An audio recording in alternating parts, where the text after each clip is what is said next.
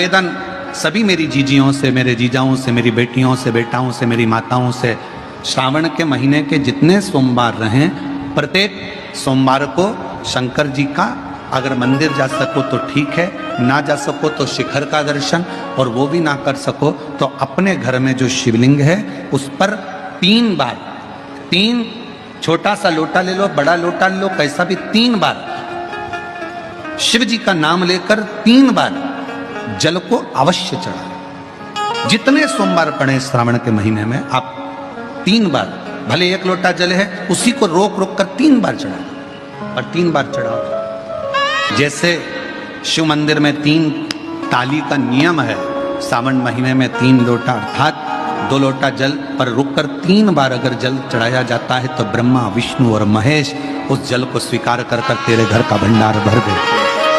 श्रावण में अगर शिव के मंदिर नहीं जा सकते तो अपने घर में जो शिवलिंग है उस पर जल चढ़ाओ।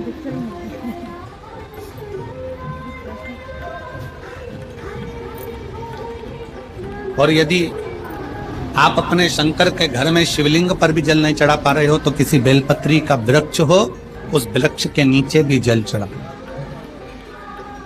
और कभी मौका मिल जाए, कभी भगवान शंकर की बड़ी करुणा हो जाए, भगवान शंकर की बड़ी उदारता हो जाए, भगवान शंकर की बड़ी कृपा हो जाए, बड़ी कृपा हो जाए, भगवान शंकर जिस दिन तुम्हारे ऊपर बड़ी कृपा कर दे, किसी सोमवार को 3 नियम बना लो। महीने में 2 लोटा जल महादेव जी को चढ़ाने के लिए जाओ, तब 3 चीजें अपने अंदर धारण करना।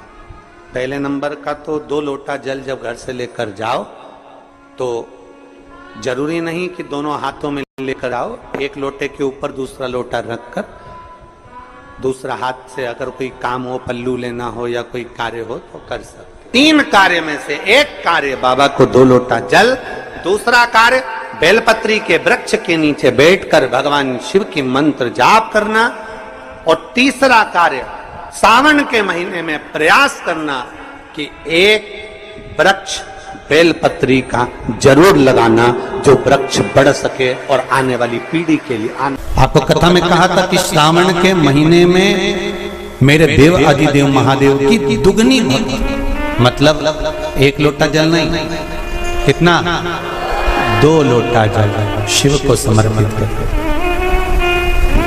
जा रहे हैं सब। 2 लोटा जल बाबा को समर्पित कर। मेरे भोले तेरा सहारा है, मेरी नैया का तू किनारा है। की कथा में गंगा और पार्वती की मूल तत्वता, जैसे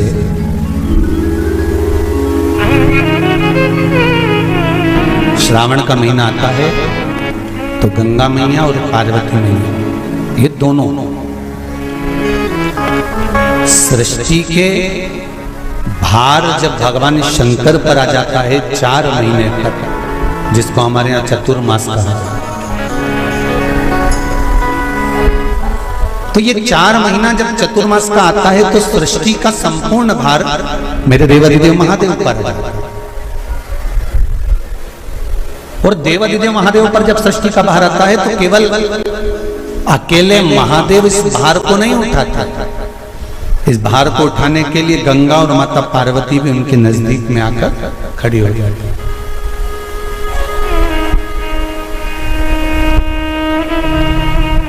देखिए बड़ा सुंदर संवाद, ध्यान रखिएगा जरा श्रावण शिव महापुराण की कथा का।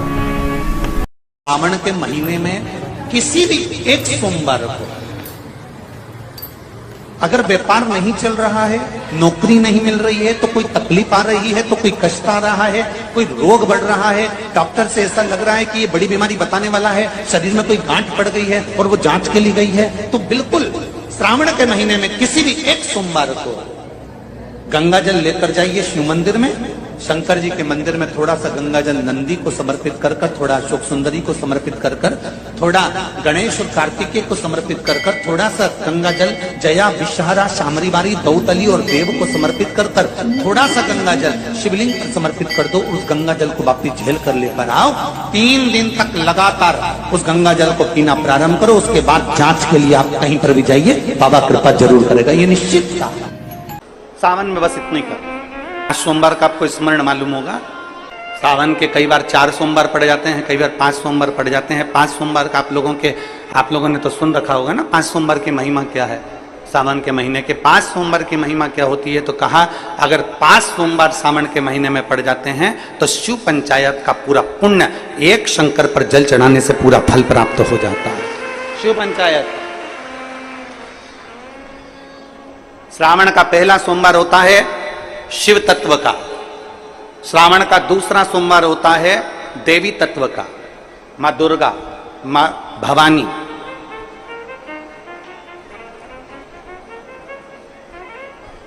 आप लोगों ने शिव पंचायत शिव महापुराण की कथा पहले बाची आप लोगों ने सुनी होगी। उसमें शिव पंचायत का वर्णन करा था। 5 देव,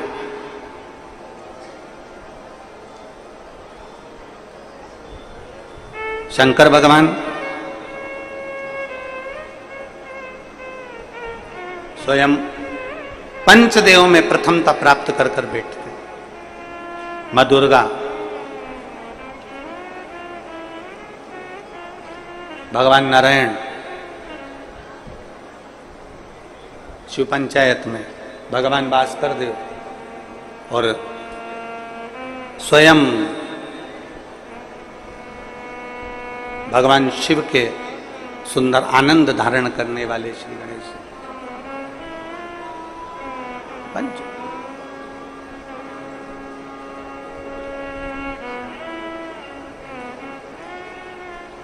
अब प्रथम में शिव, दुर्गा, नारायण, भास्कर देव, गणेश जी, ये सब भगवान शिव की पंचायत के अंतर्गत विराजमान होते हैं और ये 5 सोमवार का फल हमें प्रदान करते हैं।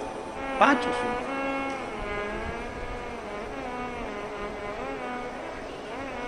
एक सोमवार की महत्वता है, एक सोमवार का क्रम है। कई माताएं उस क्रम को धारण भी करती हैं, ऐसा नहीं कि कई माताएं नहीं करती हैं, सबका अपना अपना नियम होता है। कोई शिव मंदिर में जाता है तो एक अक्षत, एक चावल का दाना शिव जी को समर्पित करता है, कोई मंदिर जाता है तो एक पुष्प शिव जी को समर्पित करता है, कोई मंदिर जाता है तो एक बेलपत्र शिव जी को समर्पित करता है, कोई मंदिर जाता है तो जल समर्पित करता है। सबका अपना अपना भाव है।